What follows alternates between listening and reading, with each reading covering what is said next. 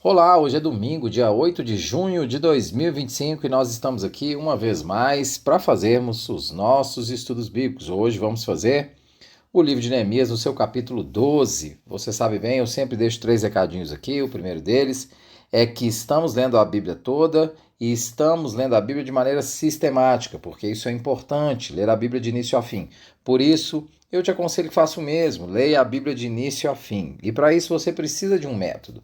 O método que eu aconselho que você utilize é a Bíblia 365, é um método que eu gosto, que eu utilizo, mas você pode escolher qualquer um. O que você não pode fazer é ficar sem a leitura da Bíblia inteira. Então, por favor, faça esse investimento em você mesmo e na sua vida espiritual.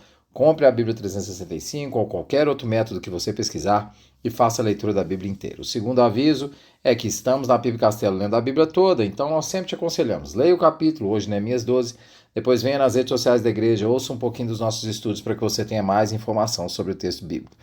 O terceiro recadinho é, como a pastora Lanuzzi sempre fala, se você, ela sempre fala nos estudos dela, dê um joinha, considere dar um joinha, um like aí, porque isso nos ajuda muito, e compartilhe com as pessoas que você ama. Você sabe, eu sempre leio na NVI, hoje eu vou ler Neemias 12, dos versículos 27 ao versículo 30, e o estudo é a necessidade da consagração dos muros. Diz assim: por ocasião da dedicação dos muros de Jerusalém, os levitas foram procurados e trazidos de onde moravam para Jerusalém para celebrarem a dedicação alegremente, com cânticos e ações de graças, aos sons de símbolos, harpas e liras. Os cantores foram trazidos ao redor de Jerusalém, dos povoados dos Netofatitas, de Bet-Gilgal e das regiões de Geba e Asmavete, pois esses cantores haviam construído povoados para si ao redor de Jerusalém. Os sacerdotes e os levitas se purificaram cerimonialmente e depois purificaram também o povo, as portas e os muros. Neemias capítulo 12 é o clímax da reconstrução física, porque os muros estão reconstruídos, Jerusalém está cercada, nós vimos no capítulo 11 o repovoamento da cidade, e essa cerimônia agora vai ser uma cerimônia que não é meramente celebrativa, é uma cerimônia de dedicação solene dos muros. Ela é teologicamente essencial no contexto de uma comunidade da aliança como é Israel. Então, se nós olharmos para o texto de Neemias capítulo 12, o capítulo vai se dividir em algumas seções. Ele vai registrar líderes religiosos do versículo 1 até o versículo 26. Depois nós temos a dedicação dos muros, dos versículos 27 a 47. E uma lista genealógica inicial estabelece a continuidade sacerdotal legítima, preparando o terreno para a cerimônia de consagração. Então, quando nós lemos o texto de Neemias 12, a ideia que vem à nossa cabeça é por que consagrar os muros, né? Por que eles estão fazendo essa consagração dos muros e qual é a necessidade de fazer a consagração desses muros. Bom, na teologia do Antigo Testamento, tudo que pertencia ao povo de Deus deveria ser consagrado ao Senhor. Os muros, eles não eram vistos simplesmente como uma estrutura defensiva, mas parte integral da Cidade Santa. Assim, a dedicação reconhecia que Jerusalém era a cidade de Deus, não meramente uma cidade humana. Se nós formos lá no livro de Levítico, a gente voltar lá no livro de Levítico, no seu capítulo 27, o seu versículo 14, diz assim, Levítico 27, versículo 14: se um homem consagrar a sua casa ao Senhor, o sacerdote avaliará a casa por suas qualidades. A avaliação do sacerdote determinará o valor da casa. Veja, se alguém consagrar a casa como casa santa ao Senhor, como algo pertencente a Deus, o sacerdote ia até lá e avaliava essa casa. Era alguém entregando a sua casa ao Senhor, entregando a sua casa para Deus. Se nós vamos lá no livro de Deuteronômio, no capítulo 20, no versículo 5, nós temos lá o princípio do quê? O princípio da dedicação de casas novas. Então, se a gente for lá, os oficiais dirão ao exército: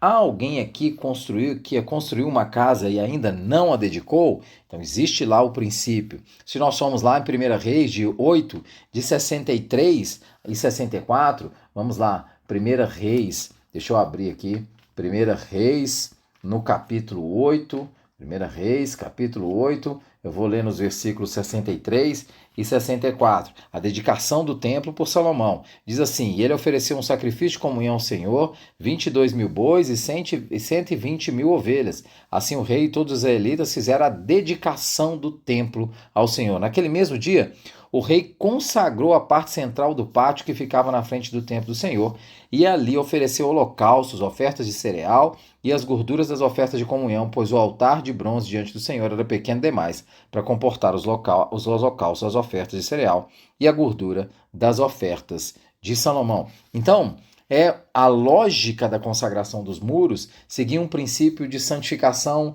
de toda a vida.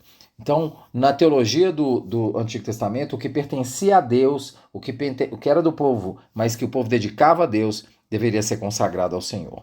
Mas não é só isso, não é somente por isso que em Neemias 12 nós vemos os muros sendo consagrados. Nós vemos porque aqui há um reconhecimento da soberania divina. Nós falamos várias vezes dela aqui nesses estudos de Neemias. Além da santificação para a vida toda, a consagração aqui representa um reconhecimento de que a reconstrução foi obra de Deus, não obra de mãos humanas. Os muros representaram a proteção divina materializada através do trabalho humano sob a providência de Deus. Então, Deus agiu de maneira providencial aqui pelo povo. Deus agiu. Portanto, ao consagrar o muro, a comunidade de Israel está reconhecendo que aqui há um ato de soberania divina. Se nós vamos lá em Deuteronômio 8, nos versículos 17 e 18, Deus diz: não digas no teu coração, a minha força e o poder do meu braço me adquiriram essas riquezas. Antes te lembrará do Senhor teu Deus, porque é Ele quem te dá a força para adquirir as riquezas. Então a consagração dos muros aqui mostra um povo que reconhece a soberania de Deus, que reconhece que é a mão de Deus que produziu esse templo. É a mão de Deus que não é esse templo, desculpe, esse muro. Aqui há um reconhecimento de que a mão de Deus é quem fez essa obra. Mas mais do que isso, há um sentido de purificação e separação do mundo. A cerimônia de consagração mostra que aqui há uma ideia de que Jerusalém é separada, purificada do mundo. Então, nós podemos dizer que a consagração dos muros de Jerusalém aqui simbolizava uma separação física e espiritual do povo de Deus e dos povos pagãos ao redor.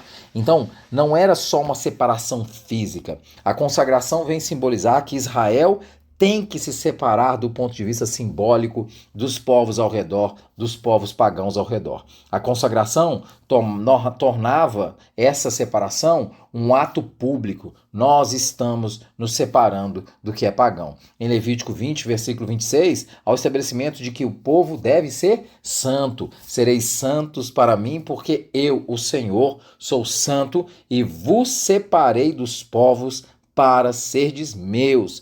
Vos separeis dos povos para serdes meus. Então, a consagração dos muros mostra que é um princípio de santificação, a vida devia ser santificada, por isso a consagração. Além disso, uma ideia de que há o reconhecimento de que a soberania divina foi Deus quem permitiu que esses muros fossem reconstruídos, foi Deus que moveu o coração de Ciro lá no início do livro de Esdras e trouxe para que nós pudéssemos reconstruir o templo, depois reconstruir os muros. Então foi Deus que providenciou tudo isso.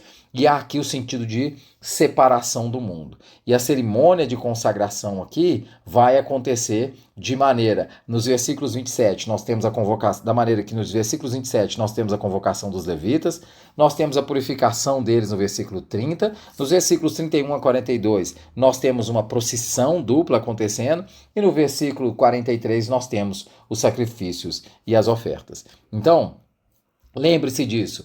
Princípio teológico da vida santificada, princípio teológico de que aqui é uma soberania divina, Deus é quem fez essa obra, e um princípio de que estamos separando os indivíduos do mundo. Bom, e o que nós podemos aprender sobre unção no texto? Que a consagração aqui era um ato de fé, um ato de obediência corporativa, que reconhecia a soberania de Deus sobre a criação, que reconhecia a necessidade de santificação de todas as esferas da vida e que reconhecia a necessidade de que o povo de Israel era um povo chamado como comunidade de adoração de Deus e que era um povo que deveria se santificar e separar para Deus. Uma curiosidade que pode levantar esse texto é um ponto que eventualmente vem à mente das pessoas, é que em função de textos como esse, nós pensamos a necessidade de nós ungirmos itens e utensílios das nossas casas, famílias. Nós precisamos fazer isso, dado que os muros foram ungidos. Antes de continuar e dar a resposta específica para isso, é importante entender que esse é um ponto marginal na nossa fé, ok? Nós não temos, isso não é um ponto central que gera alguma discussão teológica muito robusta no meio do povo de Deus. Esse, decididamente, não é um ponto de muita relevância. Tá? O meu propósito aqui, ao tentar responder isso, é só mostrar que existe um pouco diferente o contexto da unção na antiga aliança do contexto da unção na nova aliança. No Novo Testamento, não há nenhuma prescrição específica para ungir ou consagrar objetos. Não há no Novo Testamento nenhuma menção direta a isso. Apenas os objetos relativos ao templo no Antigo Testamento eram ungidos e consagrados ao Senhor. Os objetos do templo, e aqui nós vemos no livro de Neemias a consagração dos muros. Bom, os cristãos não estão mais sobre a lei cerimonial do Antigo Testamento. Ela foi abolida no sacerdócio de Cristo. Então, as igrejas locais, elas não são na mesma coisa de um templo como era no Velho Testamento. Por isso, é meio equivocado dizer que a igreja é a casa do Senhor. Na verdade, nós somos o templo do Espírito Santo. Nós agora somos a casa do Senhor. Então, os próprios cristãos são habitados pelo Espírito Santo. Então, se algo deve ser consagrado, é o próprio cristão. E Deus já fez isso porque unge esse cristão com o Espírito Santo. Então, todos os objetos do cristão, em tese, já são de Deus e devem ser usados para a glória dele. O compromisso de um cristão é que toda a sua vida deve ser o quê? Manifestada para a glória de Deus. Agora, há algum problema de consagrar objetos como simbologia do seu pertencimento a Deus? Eu não vejo nenhum problema. Mas essa é apenas uma reafirmação de algo que já deve ser a verdade na vida de um cristão. Se um cristão pega e consagra alguma coisa sua e diz isso é do Senhor, na verdade ele está só fazendo alguma coisa que já é do Senhor. Então, não é o ato de consagrar. Ele simplesmente pode estar fazendo isso de maneira simbólica, como uma representação. Mas a teologia do Antigo Testamento e do Novo Testamento são um pouco distintas nesse sentido. Mas o mais importante, a consagração dos muros, a soberania de Deus sobre toda a criação. Deus é aquele que permitiu que tudo acontecesse. Deus é que permitiu a reconstrução dos muros, a necessidade de santificar a vida, separar a vida e a importância de Israel se ver como uma comunidade de adoração, portanto, separada para o próprio Deus. Deus te abençoe.